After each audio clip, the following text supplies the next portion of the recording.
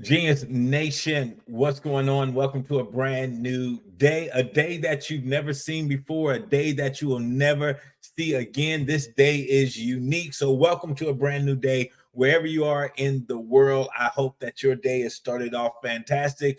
Welcome to the Daily Genius. I am Dr. Will, and as always, super excited that you guys are here joining me on this journey, whether you're coming in live or whether you're watching the replay. I'm appreciative that you show up and hang out with us for the Daily Genius. This is episode number 136. So if you've been hanging out with us for a little bit, you know that we're on this journey to do 365 videos, 1 full year of coming on here live, helping you, providing you with tips, tools, and strategies to help you become a better version of yourself and create a life that you love. If you're watching this outside of Genius Nation, when I refer to Genius Nation, I'm talking about over 1,000 individuals that are committed to becoming a better version of themselves and creating a better life, a life that they love. That's our private Facebook group. If that sounds like something you want to be a part of, there is a link in the description. Please join the Genius Nation family. We would love to have you be a part of the family. So on Sundays, if you've been following us, we've done a couple of Sundays now. If you've been following us, you know Sunday is all about preparation. It's all about preparation. This is how we dominate our week, right? I've shared with you before, this is a practice that my mentor, Jim Rome, shared with me years ago. And he always used to tell us, he says, before you start your day, plan your day. Before you start your week, plan your week. Before you start your month, plan your month. And what this does is it allows you to see what you got going on. It allows you to slow down the week. It allows you not to get caught off guard. For the most part, a lot of our weeks are going to be pretty routine, right? Monday through Saturday is going to be pretty routine. Very, occasionally, if you're like just using myself, I'm a professional speaker, right? I'm a professional speaker and I do corporate training.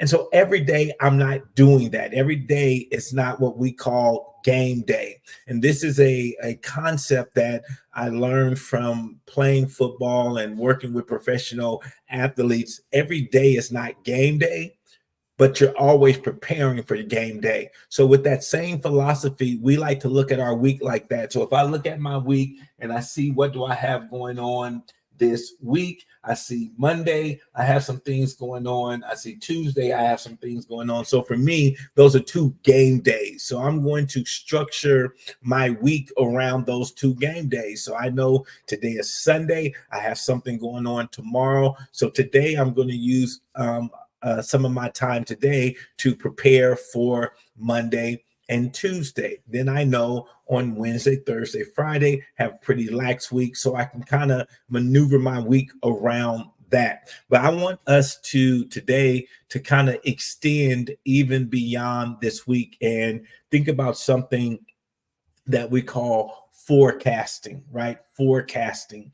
And when you begin to forecast, what you're doing is you're really beginning to get predictable about your business and your life, right? You're starting to get kind of predictable. And this is very important, especially for those of you that are entrepreneurs and business owners.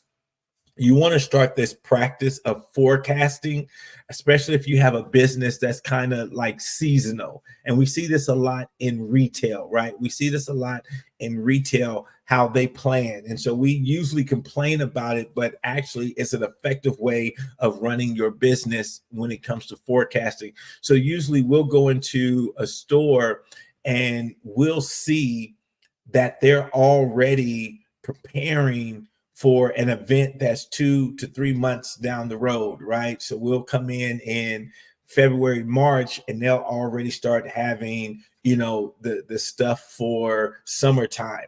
Then we'll go into summertime and they'll start promoting stuff for back to school and things like that. And we'll come in and, we'll say, oh my God, they're already bombarding us with advertisements about what's coming up in the next several months. But really, it's a very effective way to market, because it takes people, you may walk into the store and they're promoting something for summer. And now you may not go purchase it right then, but oh, you know what? We said that we wanted to get some backyard furniture, this year. So it already starts putting it on your mind.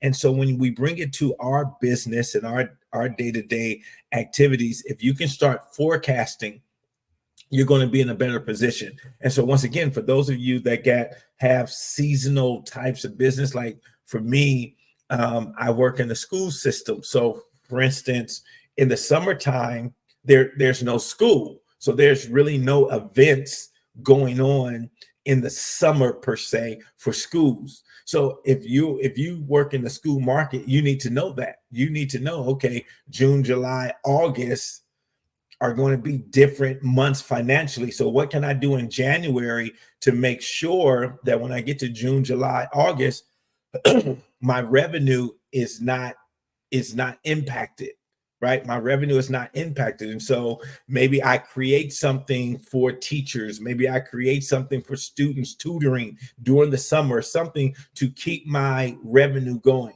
So the better you can get at forecasting, right? The better you can get at forecasting, the better position you're going to be able to absorb that economic change or challenge, the better you're going to be at planning. If you're a speaker and you're working in the school system, you may say, you know what, when they take their summer, I'm going to take my summer. That's when I'm just going to plan in my life.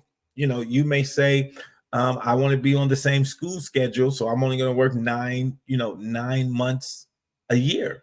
Well, if you already know that and have an idea of that, you can forecast for that. You can plan for that. So what do I need to do in these 9 months so I can chill or do whatever for those 3 months? So that's what forecasting allows you to do. And so this is just a practice. Once again, yesterday we talked about reviewing every 10 days. We talked about reviewing your business, reviewing your life, making sure you're on track.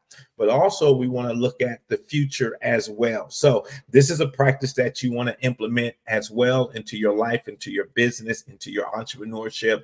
You want to get involved in forecasting. What is my business going to look like 3 to 6 to 9 months down the road? What is it going to look like 2 years from now? And the more you begin to do that, now you can reverse engineer. If you say, 3 years from now, I want to be this type of company. Now you reverse engineer and come all the way back and you start asking yourself, okay, what needs to be put in place? What do I need to do? I was talking to a colleague the other day, and we were talking about working, 10 more years. We want to work 10 more years and then go into retirement.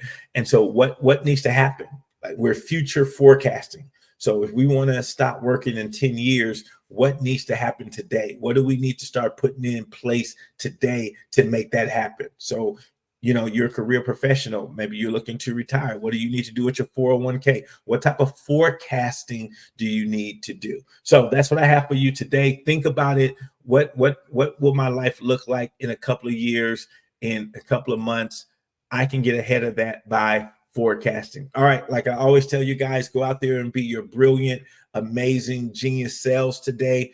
Make someone else laugh as you make yourself laugh and smile today as well. Go out there and enjoy your day, but also carve out that time to plan your week, carve out that time to do some forecasting. And I'll see you guys right back here tomorrow for the Daily Genius.